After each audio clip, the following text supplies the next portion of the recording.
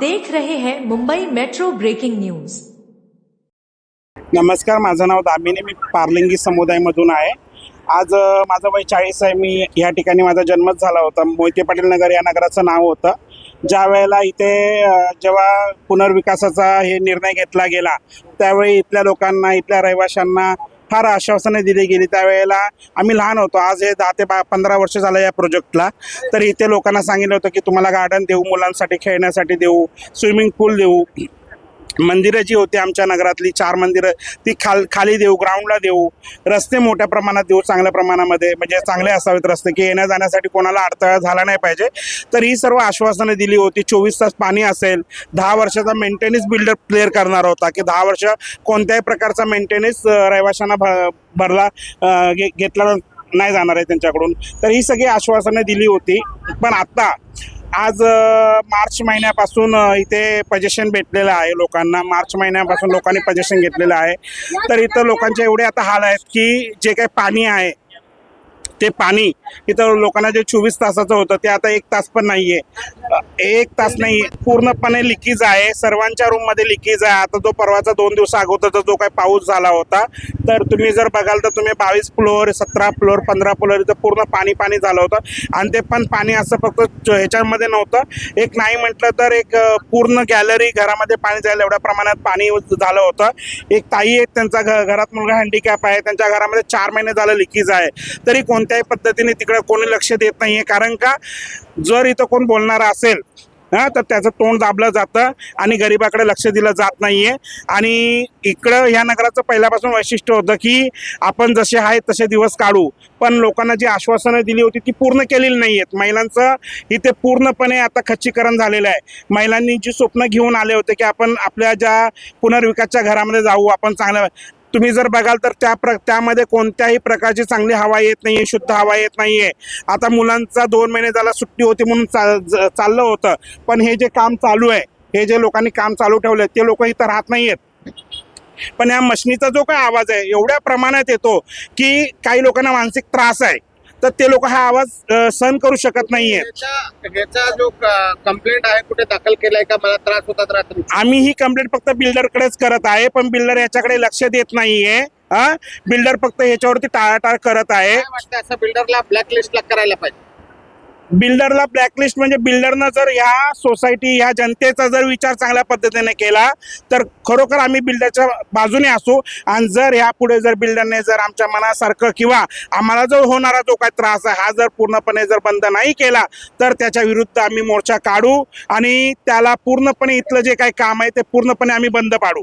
या ज्या काही ताई आहेत यांच्या घरामध्ये यांचा मुलगा हँडिकॅप आहे, ह्या ताई कामाला जातात, घरामध्ये 4 महिने झाले यांच्या घरात लिकेज आहे, तर यांच्याकडे कोणत्याही प्रकारचं कोणी बिल्डरचा कोणताही व्यक्ती बघायला गेलेला नाहीये का यांचं लिकेज पूर्णपणे क्लिअर करून दिलेलं नाहीये। काही लोकांनी इथं स्वप्न अशी रंगवली, 4-4, 5-5 लाख रुपये फर्निचरला घातलेले आहे आणि ते फर्निचर पूर्ण आता लिकेज झालेलं आहे। लोकांनी आपलं घर एवढं म्हणजे स्वप्न रंगवली होती, एवढं सुंदर केलं, आता त्याच्यामध्ये पूर्णपणे वाळवी लागली जाणार आहे।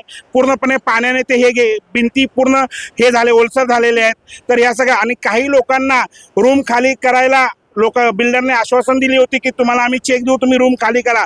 फक्त बिल्डरच्या आणि कमिटीच्या विश्वासावरती लोकांनी रूम खाली केले। 3-3, 4-4 महिने झालं लोक आपलं स्वतःच्या खर्चातून, खिशातून 12-12, 15-15 हजार रुपये भाडे देऊन राहत आहेत, पण अजूनपर्यंत बिल्डरनं त्यांचा चेक दिलेला नाहीये। अपात्र लोकांना जी पात्र करण्याची प्रोसेस आहे त्या प्रोसेसमध्ये पण हटवलं गेलेलं आहे। तर त्या माझी विनंती अशीच आहे की बिल्डरनं ह्या सगळ्या जनतेचा विचार करावा।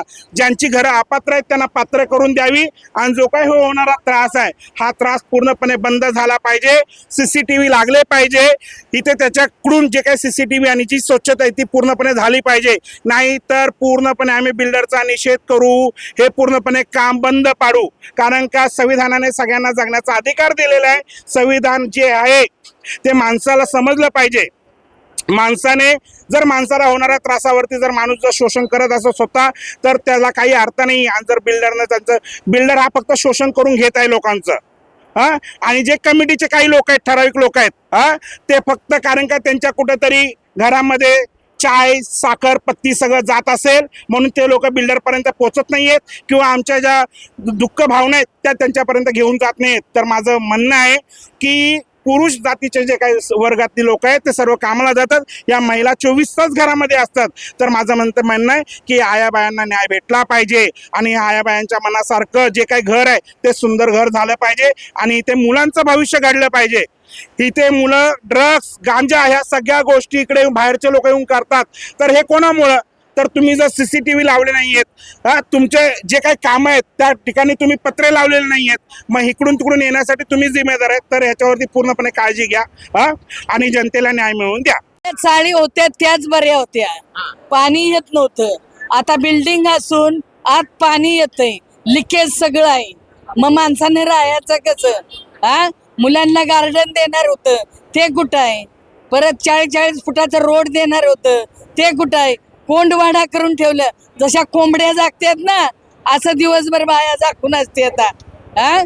मग काय द्या माणसाने करायचं काय? गार्डन नाही, दुसऱ्या माळ्यावर मंदिरं दिली तर लाईट बिल येते 3-4 हजार रुपये.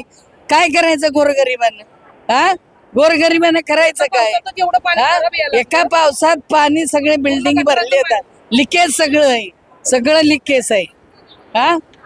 लिकेज सगळं आहे आणि आम्हाला 40-40 फुटाचं रोड आहेत ते कुठे दावावं बिल्डरनं आणि गार्डन दावावं आणि पार्किंग कुठं आहे ते दावायचं. आम्हाला फसवलं. निघा स्वप्न दावलं. सगळ्या माणसांना स्वप्न दाखवली की बाबा मोठा टावर होणार, हे होणार ते होणार. त्यातलं काही सुद्धा झालं नाहीये. आणून ठेवायचं म्हणून ठेवलंय, त्या कोंडवाड्यातून निघून या कोंडवाड्यात आले. हाच फरक झालाय की फक्त टावर उभा झालाय, तिथे चाळी होत्या. लिफ्टचा खूप इश्यू आहे, आम्ही खूप वेळा कंप्लेंट केली. ऍटलीस्ट तुम्ही लिफ्ट मध्ये तरी कॅमेरे लावा. बाहेर आलं, लहान मुलं येतात, बटणं दाबतात, कधी एक तर इथे जनरेटरची सोय नाही, लाईट गेली अडकतात.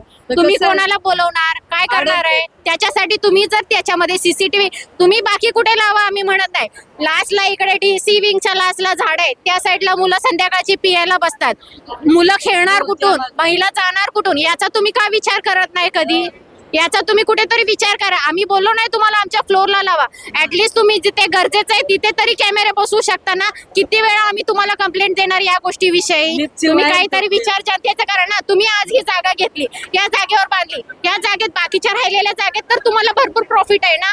म्हणजे तुम्ही फक्त एक आणून ठेवायचं म्हणून ठेवलेत का पब्लिकला इथे? त्यांचा विचार का करत नाही? खूप वेळा कंप्लेंट करून सुद्धा बिल्डरला खूप वेळा आम्ही लोकांनी बोलवलं. काय 2 मिनिटं तो देऊ शकत नाही जनतेसाठी? ज्या जनतेमुळे तुम्ही आज खूप मोठे झालात, तुम्ही त्या जनतेसाठी 2 मिनिटं देऊ शकत नाहीत? का देऊ शकत नाही त्यांना तुम्ही वेळ? कमिटीवाला एकच नाही इथं. का इतके दिवस तुम्ही चाळीमध्ये राहिला? आज एवढा टावर भेटला 23 माळ्याचा, एक सुद्धा कमिटी मेंबर इथंच साधं राहू शकत नाहीये का? एवढी आरामात तुम्हाला जागा भेटली, हवं तशीच असो, काही असो, असेल आम्हाला माहित नाहीये सगळं. पण मी बोलते, चाळी तुम्ही पूर्ण केस पिकली, तुमची म्हातारी झाला तुम्ही लोक, तोपर्यंत तुम्ही तिथं लागला आणि आज 23 माळ्याचा टावर तुम्हाला भेटला, तर तुम्ही लोक तिथं 23 माळ्यामध्ये राहू शकत नाहीये का? का तुम्ही सगळं बॅगा वगैरे घेऊन गावी गेला? गोरगरीबच राहिलं ना इथं. काय बोलला तुम्ही? समोर येऊन बोलायला घाबरतात. भीती वाटत असेल त्यांना. बिल्डरचा हिस्सा कापला काय माणसं घाबरतात याच्यासाठी, कारण त्यांना भीती आहे की आमच्या रूम ज्या अपात्र आहेत ना त्या आम्हाला पात्र करून भेटणार नाही, आमचा पुढे विचार केला जाणार नाही. त्याच्यामुळे माणसं त्या दबावाखाली ती माणसं कॅमेरा पुढे येऊन बोलायला घाबरतायत. सगळे पुरावे असून सुद्धा त्यांचे अपात्र रूम दाखवतात. सगळे पुरावे असून स्वतःच्या नगरात आज किती लहानाची मोठी झाली ती लोक. था, एक रूम मेरा मिला, अभी 2 रूम, एक दुकान मेरा नापात्र है, तो नहीं चेक दे रहे नहीं रूम दे रहे. अभी हम भाड़े पे लेके रूम रह रहे, 13,000 रुपया भाड़ा भर के था. अगर गरीब लोग है, मैं भाड़ा भरूं या 4 जन का पेट भरूं, मैं कहाँ से क्या करूं? ऊपर से तो नहीं रूम मिल रहा है नहीं चेक मिल रहा है. ऑफिस में जा रहे थे, बोल रहे हैं आज मिलेगा कल मिलेगा. हम लोग क्या जवाब दे सकते? ऊपर से चेक आता नहीं तो हम लोग कहाँ से दे? तो ये तो बिल्डर का काम है ना सही करना. ये तो चेक दो या तो रूम दो, क्योंकि आप ही लेके गए थे ना हम लोग का रूम का कागज विगज, हम लोग का रूम का चाबी आप ही के हाथ में दिए थे ना हम लोग को. तो हम लोग को काम तो आप लोग को बोलना, आपको बोलना है. जब आप लोग नहीं करके दोगे तो हम लोग कहाँ जाएंगे? हम लोग तो इतने बड़े आदमी है ना, हम लोग भाड़ा भी भरे और परिवार भी चलाए. इतना तो हम लोग बड़े आदमी नहीं है. आपने इसका कभी कंप्लेंट अपने नगर से कितने बार किए, कितने बार कर चुके. वो आजकल बोल रहे, अभी तक कुछ निर्णय हुआ नहीं. अभी 7 महीना हो गया, 7 महीना से भाड़ा हम लोग को मिला नहीं मिला। माझे नाव नीलम सावंत, मी या नगरातली रहिवासी आहे. सगळ्यात मोठी समस्या म्हणजे आहे की जे आम्हाला अग्रीमेंट पहिल्यांदा दिलेले बिल्डरने, त्या अग्रीमेंट प्रमाणे आम्हाला एकही गोष्ट त्याने दिली नाहीये. त्याच्यानंतर एवढं निकृष्ट दर्जाचं त्याने काम केलंय बिल्डिंगचं की आज एक पावसाळा म्हणजे 2 दिवसापूर्वी जो झालेला पाऊस आहे त्याच्यामध्ये अति प्रमाणात लिकेज आहे. हा प्रॉब्लेम कोण सोल्व करणार?